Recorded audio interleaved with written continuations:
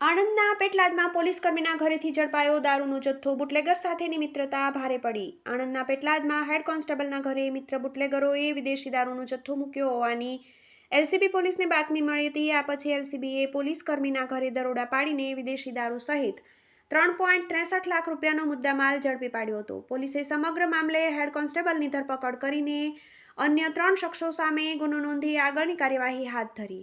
પેટલાદમાં હેડ કોન્સ્ટેબલના ઘરેથી દારૂ ઝડપાયો. આણંદના પેટલાદમાં head constable Sunil મકવાણાના ઘરમાં દારૂનો જથ્થો બુટલેગરોએ મૂક્યો હોવાની એલસીબીને બાતમી મળી હતી. ત્યારબાદ એલસીબીએ સુનાવ રોડના પંચવટી પાર્ક વડિયા વિસ્તારમાં પોલીસકર્મીના ઘરમાં દરોડા પાડ્યા હતા અને વિદેશી દારૂનો જથ્થો ઝડપી પાડ્યો હતો.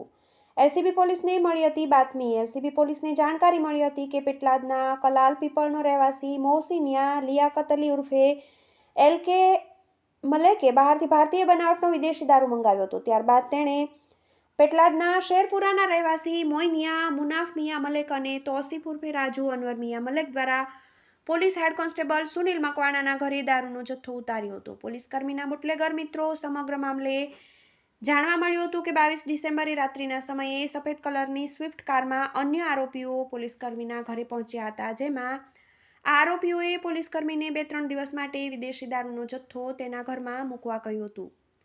જોકે બુટલેગરો પોલીસકર્મીના મિત્રો હોવાથી તે શરમમાં ના પાડી શક્યો નહીં અને દારૂનો જથ્થો મૂકવા દીધો હતો. ટીવી18 ન્યૂઝ આણંદ.